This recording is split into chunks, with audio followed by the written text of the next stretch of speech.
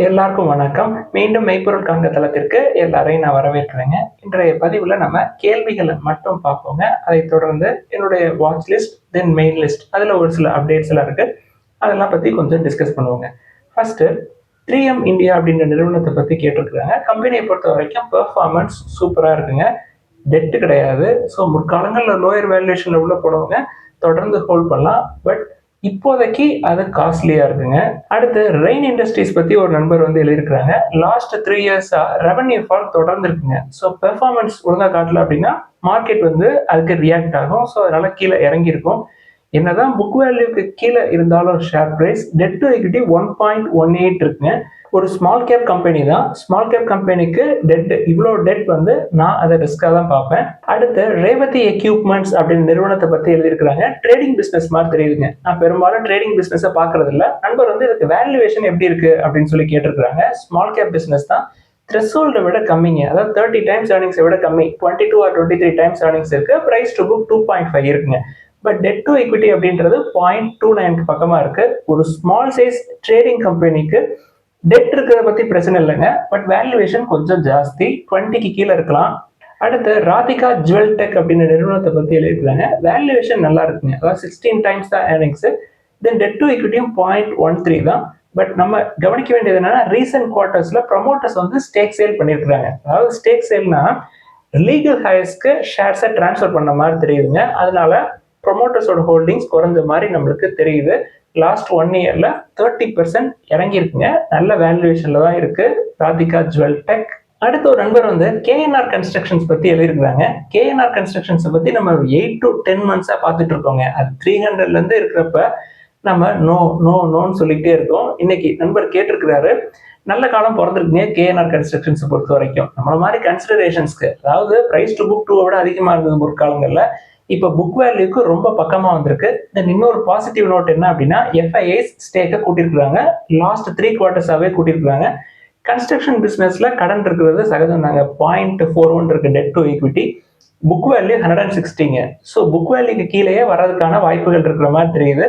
நண்பர் என்ன எழுதியிருக்கிறாரு, புரோக்கரேஜ் நிறுவனங்கள் வந்து செல் ரேட்டிங் கொடுத்துருக்காங்க அப்படின்னு எழுதியிருக்காங்க.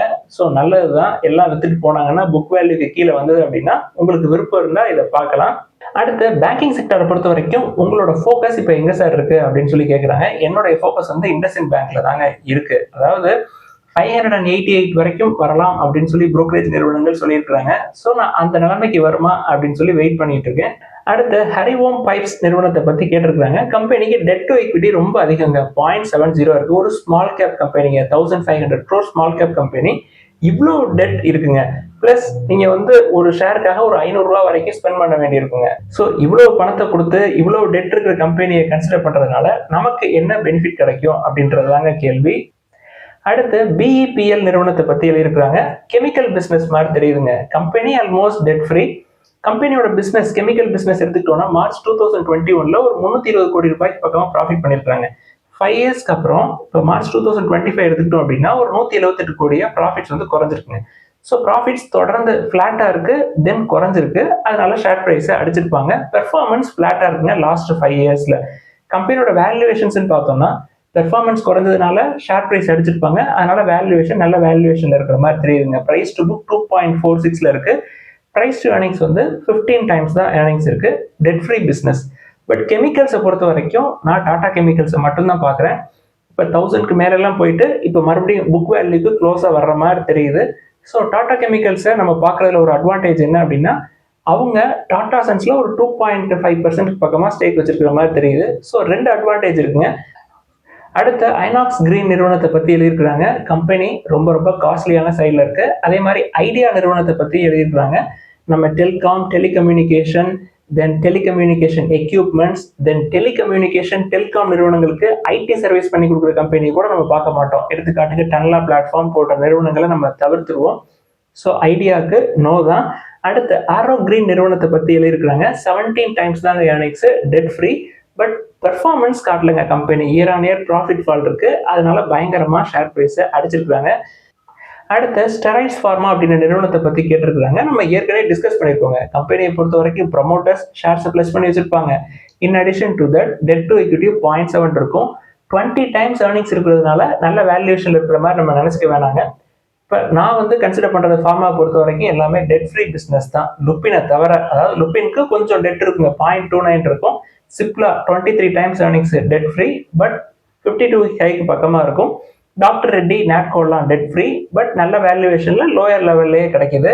அடுத்து ஸ்பால் நிறுவனத்தை பற்றி எழுதியிருக்காங்க, எஸ்பி அப்பேரல்ஸ். கம்பெனியை பொறுத்த வரைக்கும் வேல்யூவேஷன் நல்ல லெவலுக்கு வந்திருக்குங்க, 18 டைம்ஸ் ஏர்னிங்ஸில் இருக்குது. பட் டெட் இருக்கும், 0.42 இருக்கும்.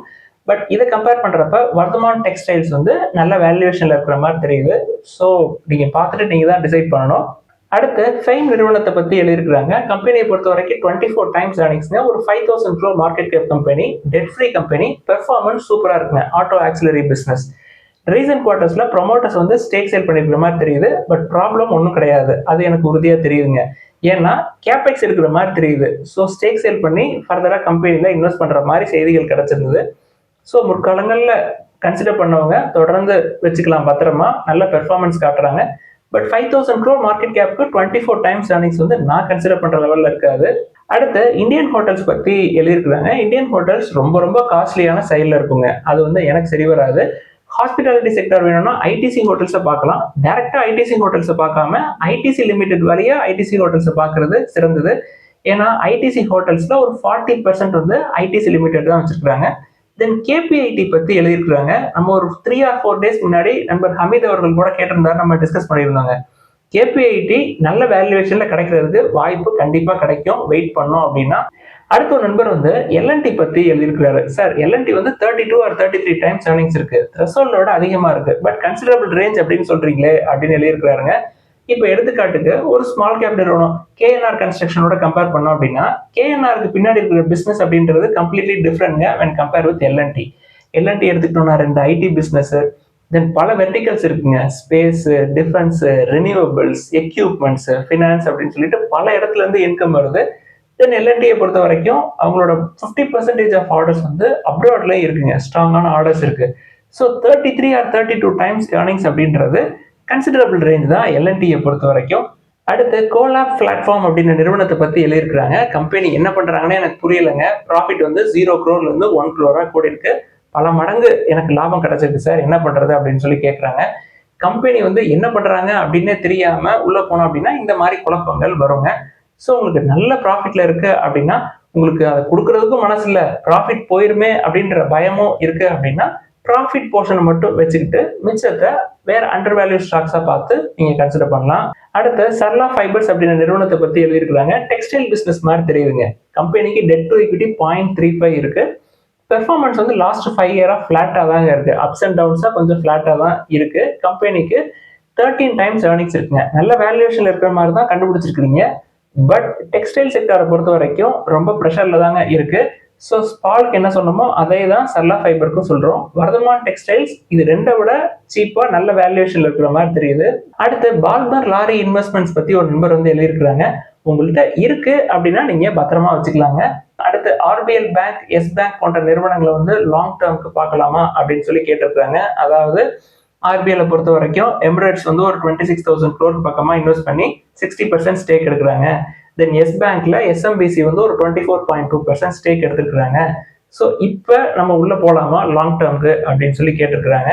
ஸோ லாங் டேர்முக்கு உள்ள போறோம் அப்படின்னா அடிமட்டத்தில் நம்ம வந்து அதை பிடிக்கணுங்க. ரெண்டுமே வந்து புக் வேல்யூ விட அதிகம் தான். இப்போ ஃபார் எக்ஸாம்பிளுக்கு எஸ் பேங்க் எடுத்துக்கிட்டோம் அப்படின்னா 1.5 விட அதிகமாயிடுச்சுங்க. அது போனா போயிட்டு போகுது, அதை விட்டுறது நல்லதுங்க. அவங்களுக்கு 30+1, அதாவது எஸ்எம்பிசி எடுத்துக்கிட்டோம்னா 30 கண்ட்ரீஸ்ல உங்களுக்கு பிசினஸ் இருக்கு அப்படின்னா +1 இந்தியாவை பொறுத்த வரைக்கும். நமக்கு அப்படி கிடையாதுங்க. நம்ம அண்டர் வேல்யூட்ல ₹1 ஸ்டாக்கு 50 காசு கிடைக்குமா அப்படின்னு தான் பார்க்கணும். லாங் டேர்ம்ல நல்ல ஃப்ரூட்ஃபுல்லான ரிசல்ட்ஸ் அப்பதான் கிடைக்கும். நான் எஸ் பேங்க் ஆர்பிஎல் மேல போகாது அப்படின்னு சொல்லலைங்க. நான் என்னுடைய ஸ்ட்ராட்டஜியே சொல்றேன். நான் லாங் டேர்முக்கு அப்படின்னா ₹1 ஸ்டாக்க 50 காசுக்கு 20 காசு கிடைக்குமா அப்படின்னு தான் பார்ப்பேன். அடுத்து கண்ட்ரோல் பிரின்ஸ் அப்படின்ற நிறுவனத்தை பத்தி எழுதியிருக்கிறாங்க. Consumer durables and computer peripherals இதெல்லாம் வந்து ரெடி பண்ணக்கூடிய நிறுவனம், டெட் ஃப்ரீ நிறுவனங்க. 12 டைம்ஸ் தான் ஏர்னிங்ஸ் இருக்கு. பட் கம்பெனியை பொறுத்த வரைக்கும் எப்படி ஃபியூச்சர் எப்படி இருக்கும் அப்படின்றது எனக்கு சரியா விளங்கலைங்க. அதாவது பிரிண்டர் அண்ட் ரிலேட்டட் எக்யூப்மெண்ட்ஸ் எல்லாம் வந்து ரெடி பண்ற மாதிரி தெரியுதுங்க. இன்னும் ஒரு 25-30 இயர்ஸ் கழிச்சு நம்ம பிரிண்ட் அவுட் எடுக்குமா அப்படின்றதே எனக்கு சந்தேகமாக தான் இருக்கு. ஸோ எல்லாமே வந்து டிஜிட்டல் ஃபார்மேட்டிங்ல மாறிக்கிட்டு இருக்குது.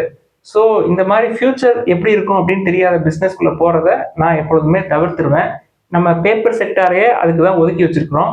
அடுத்து ஜிண்டால்ஸா பத்தி நிறைய கேள்விகள் முற்காலத்துல வந்துச்சுங்க. இப்ப யாருமே அதை பத்தி கேட்கறதே இல்லை. இப்ப அது புக் வேல்யூக்கு ரொம்ப பக்கமா வந்துருச்சுங்க. 245, 235, 225 அந்த ரேஞ்சில எல்லாம் அடிச்சு பிடிச்ச கேள்விகள் வந்துச்சு. இப்ப அது புக் வேல்யூக்கு பக்கமா வர்றப்ப அந்த சைடு யாருமே திரும்பலுங்க. பிரைஸ் டு ஏர்னிங்ஸும் நல்லா இருக்கு. பிரைஸ் டு புக்கும் 1.1க்கு பக்கமா வந்திருக்கு. டெட் டு ஈக்விட்டி 0.4 தான். ஸோ தொடர்ந்து வாட்ச் பண்ணோம் அப்படின்னா ஜிண்டால்ஸா பிரியர்களுக்கு புக் வேல்யூக்கு கீழே கிடைக்கிறதுக்கு வாய்ப்புகள் இருக்கு. வாய்ப்பை பயன்படுத்திக்கலாம். அடுத்து சந்தை எடுத்துக்கிட்டோம்னா லாஸ்ட் 1 மந்த்ல பயங்கரமா மேல போயிட்டு மறுபடியும் கீழே வர ஆரம்பிச்சிருக்கு இல்லையா. குறிப்பா ஒரு சில பேங்கிங் ஸ்டாக்ஸ் வந்து கன்சிடர் பண்ற ரேஞ்சை விட்டு வெளியில போயிடுச்சுங்க. ஸோ அதனால என்னுடைய மெயின் லிஸ்ட் தென் வாட்ச் லிஸ்ட்டை அப்டேட் பண்ணியிருக்கிறோம். ஸோ அது என்னென்னு பார்ப்போம். என்னுடைய மெயின் லிஸ்ட் அப்படின்னு எடுத்துக்கிட்டோம்னா தொடர்ந்து கன்சிடர் பண்றதுக்கு 12 ஸ்டாக் எனக்கு இருக்குங்க.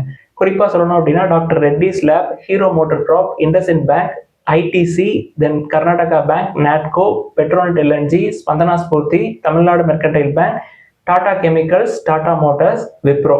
இப்போதைக்கு என்னோட மெயின் லிஸ்ட் எடுத்துக்கிட்டோம் அப்படின்னா சவுத் இந்தியன் பேங்க் கொஞ்சம் ஹையர் லெவல்ல போயிடுச்சுங்க. கன்சிடரபிள் ரேஞ்சில் இருந்தாலும் அதை நான் வாட்ச் லிஸ்ட்க்கு நவுத்திட்டேன்.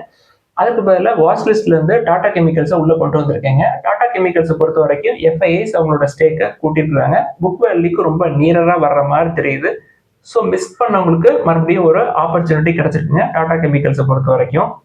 அடுத்து என்னுடைய வாட்ச் லிஸ்ட் அப்படின்னு எடுத்துக்கிட்டோம்னா தொடர்ந்து Amar Raja energy, Birla soft, Castrol, Cipla, gateway distriparks, Ganesh housing, then GM breweries, then HGS, Infosys, ICICI Lombard, L&T, Muthoot microfin, Ramco industries, south Indian bank, Tata power, Zydus life sciences.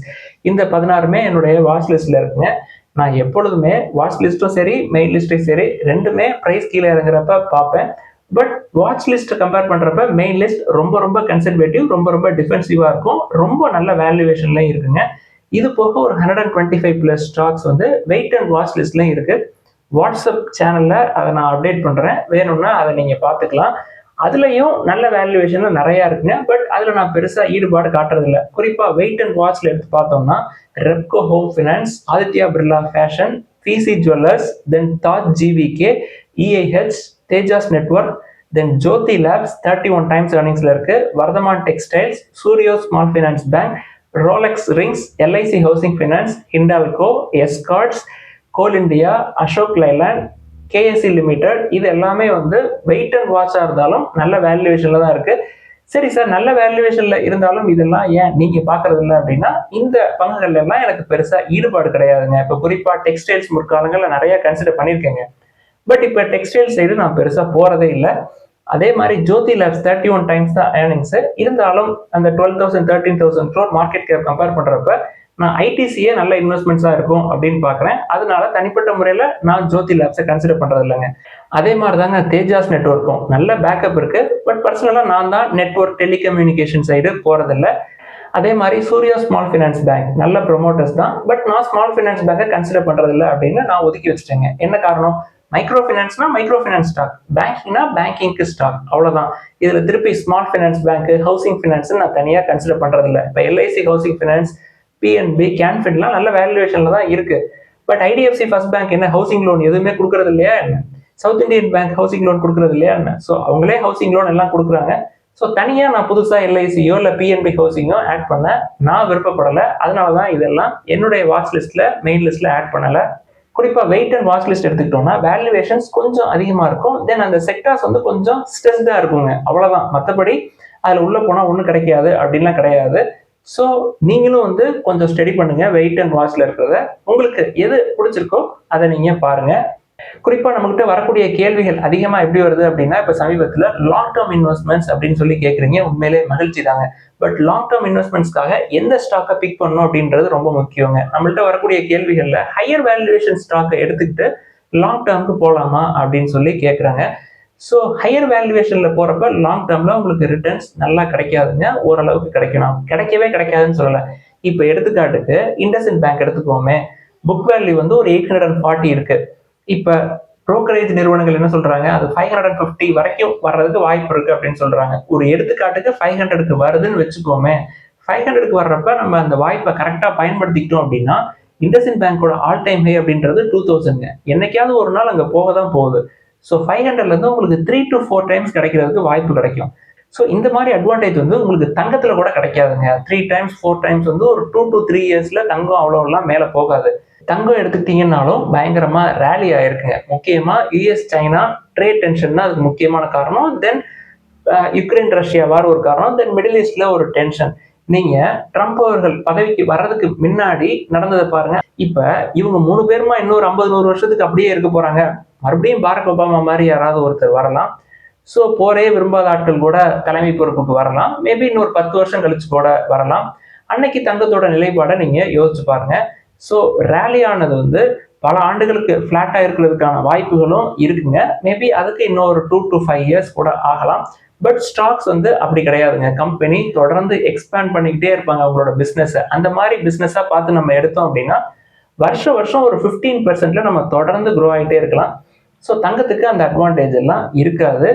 இதெல்லாம் தான் இன்னைக்கு டிஸ்கஸ் பண்ணணும்னு நினைச்சோம். முதலீடுகளில் ஏதாவது சந்தேகங்கள் கேள்விகள் இருந்தால் தொடர்ந்து எழுதுங்க. ஒரு சில கேள்விகள் விடுபட்டு இருந்தாலும் எழுதுங்க. நம்ம வரக்கூடிய பதிவுகளில் அதை பற்றி டிஸ்கஸ் பண்ணலாம்.